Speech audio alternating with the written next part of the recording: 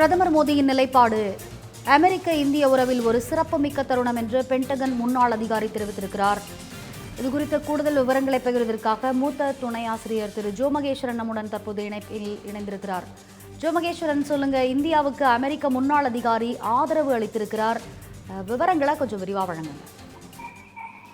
ரம்யா, இந்திய பொருட்களுக்கு அமெரிக்கா விதித்திருக்கிற அதீத வரி என்பது இன்றைக்கு மிகப்பெரிய பேசுபொருளாக இருந்து கொண்டிருக்கிற சூழல்ல அடுத்தடுத்து அமெரிக்க அதிபர் டொனால்டு டிரம்பினுடைய நடவடிக்கையும் அவருடைய அறிவிப்பும் என்பதும் அமெரிக்காவுக்குள்ளும் ஒரு பெரும் எதிர்ப்பை ஏற்படுத்தியிருக்கு. அமெரிக்க அதிபர் இப்படி மேற்கொண்டிருக்கிற அதீத வரி விதிப்பு என்பது இந்தியாவிற்கு சலுகைகளை காட்ட வேண்டிய அவர் இந்தியாவிற்கு அபராதத்தை விதிக்கிறார் என்று ஒரு பார்வை. அதே போல புவிசார் அரசியலில் மிக முக்கியத்துவம் பெற்ற நாடாக மூன்றாவது பொருளாதார சக்தியாக வர இருக்கிற இந்தியாவினுடைய உறவு என்பது இணக்கமாக இருக்க வேண்டும். ஆனால் அந்த உறவை முறித்துக் கொள்கின்ற வகையிலே அல்லது பகைமையை ஏற்படுத்துகின்ற வகையிலே டொனால்டு ட்ரம்ப் செயல்படுகிறார் என்று அவர் சார்ந்திருக்கிற குடியரசுக் கட்சியை சார்ந்த முன்னாள் ஆளுநர், குடியரசுக் கட்சியுடைய முக்கிய தலைவர்கள் எல்லாம் தொடர்ந்து கருத்தை தெரிவிச்சுட்டு வர்றாங்க. அதே நேரத்தில் நேற்றைய தினம் பார்த்தீங்கன்னாக்கா அமெரிக்காவுடைய ஒரு பாதுகாப்பு நிபுணர் ஜான் ஸ்பென்சர் என்பவர் ஆபரேஷன் சிந்தூர் என்கிற இந்திய ராணுவத்தினுடைய பயங்கரவாதத்திற்கு எதிரான நடவடிக்கை என்பது மிக மிக ஒரு ஒருங்கிணைந்த துல்லியமான தாக்குதலாக ஆபரேஷனாக அதை நடத்துறாங்க.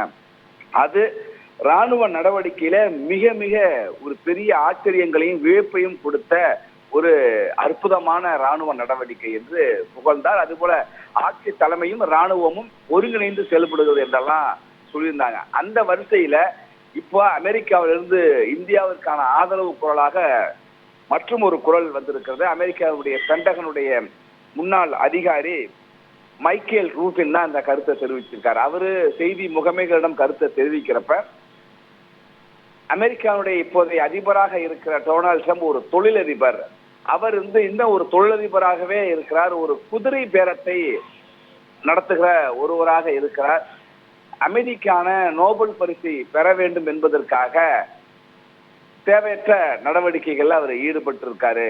நீங்க ஏன் இதை சொல்றதுக்கு முன்னாடி கொஞ்சம் பின்னாடி பாத்தீங்கன்னா பயங்கரவாதத்திற்கு எதிரான இந்தியாவுடைய ராணுவ நடவடிக்கை, அப்புறம் பாகிஸ்தான் தாக்குதல், பாகிஸ்தானுக்கான இந்தியாவுடைய போரை நாங்க தான் நிறுத்தணும் அப்படின்னு டொனால்டு ட்ரம்ப் பல முறை சொல்லிட்டாரு.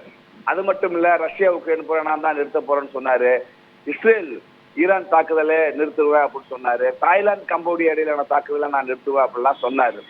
ஆனா நடந்ததெல்லாம் வெவ்வேறையாக இருக்கு. இவர் கிளைம் எடுத்துக்கிட்டே இருக்காரு, நான் தான் அதை செஞ்சேன் அப்படின்ட்டு.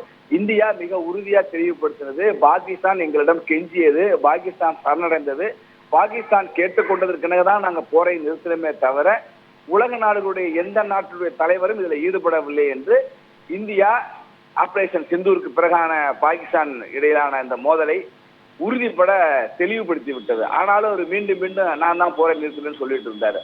அதைத்தான் இங்க அவர் குறிப்பிடுறாரு மைக்கேல் ரூபின். ஒரு அமைதி பரிசு வெல்வதே அவருடைய லட்சியமாக இருக்கு. அதுக்காக சில தேவையற்ற செயலை செய்யறாரு. ஒரு தொழிலதிபராகவே இன்னும் குதிரை பேரத்துக்கே அவர் பழகிட்டாரு. அததான் மீண்டும் மீண்டும் இந்த வர்த்தகத்திலையும் செய்யறாரு. ஒரு அதிபராக செயல்படாம இன்னும் ஒரு தொழிலாளியாவே, முதலாளியாவே இருக்காரு, தொழிலதிபராகவே இருக்காரு அப்படிங்கிற ஒரு விஷயத்த சொல்றாரு.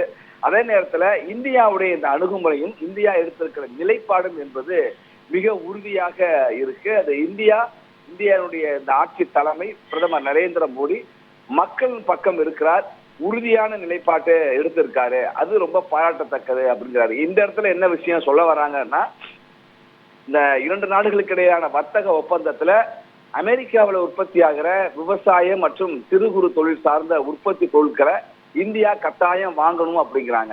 இந்தியாவை பொறுத்த வரைக்கும் பெரும்பான்மையான விவசாயத்தை சார்ந்து இருக்கிற நாடு.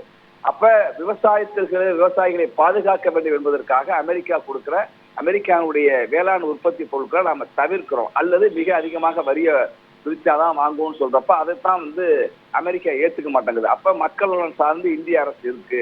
இந்திய அரசு எடுத்திருக்கிற அந்த முடிவு என்பது மிக உறுதியான மக்கள் நலன் சார்ந்த பாராட்டத்தக்க முடிவு. நரேந்திர மோடியோடு ஒரு நட்புணர்வை தான் அமெரிக்கா வளர்க்கணும் அப்படிங்கிறதெல்லாம் குறிப்பிட்டிருக்காரு. அதே போல நம்ம பக்கம் வரியை அதிகரிச்ச இந்தியாவுக்கான அதீத வரி விதிச்ச டொனால்டு ட்ரம்ப் பாகிஸ்தானுக்கு வரிய குறைச்சாரு, அடுத்தடுத்து ஒப்பந்தங்களை மேற்கொண்டாரு. அங்க மக்களால் தேர்ந்தெடுக்கப்பட்ட ஒரு ஜனநாயக அரசு இருக்கிறப்ப, ஜனநாயக அரசு என்று சொல்லிக்கொண்டு ஒரு அரசு இருக்கிறப்ப, அந்த நாட்டுடைய அதிபர் பிரதமரை அழைத்து பேசாமல் 2 முறை ராணுவ தலைமை தளபதியாக இருக்கிற ஆசி முனீர் அழைத்து பேசியிருக்காரு. இது ஆசி முனீரும் ஒரு பயங்கரவாதியான பின்லாடனை போன்ற ஒரு மோசமானவர். அவங்க பாகிஸ்தான் அணு ஆயுத அச்சுறுத்தலை பிற நாடுகளுக்கு கொடுத்துக்கிட்டு இருக்கு. அப்ப அவர்களை அந்த அணு ஆயுதத்திலிருந்து வெளியேற்றணும் அப்படிங்கிறத விட்டுட்டு அவரை கூப்பிட்டு அழைச்சி பேசுறதும் சரியில்லாத ஒன்று அப்படிங்கிற ஒரு குற்றச்சாட்டையும் சொல்லியிருக்கிறாரு. மிக மோசமான ஒரு சமாதான ஒப்பந்தம் என்பது இன்னொரு போருக்கு தான் வழிவகுக்கும்.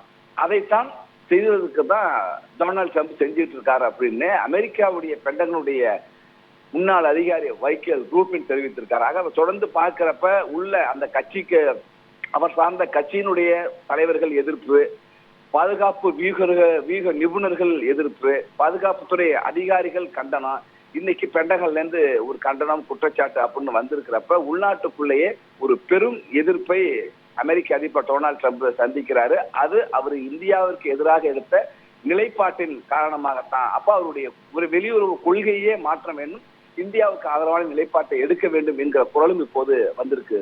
ரம்யா, இந்தியாவுக்கு அமெரிக்க முன்னாள் அதிகாரி ஆதரவு தெரிவித்திருக்கிறார். பிரதமர் மோடிக்கும் இந்தியாவின் நலனுக்காகவும் பிரதமர் மோடி உறுதியாக நிற்கிறார் என்று பென்டகன் முன்னாள் அதிகாரி மைக்கேல் ரூபின் இந்தியாவிற்கான தனது ஆதரவை தெரிவித்திருக்கும் அதே வேளையில் அமெரிக்காவுக்கு தன்னுடைய கண்டனத்தை தெரிவித்திருக்கிறார். குறிப்பாக ட்ரம்ப் குதிரை பேரத்திற்கு பழகி இருக்கிறார் என்று சொல்லியிருப்பது ஒரு பேசு பொருளாக பார்க்கப்படுகிறது. விவரங்களை விரிவாக வழங்கியமைக்கு நன்றி ஜோ மகேஸ்வரன்.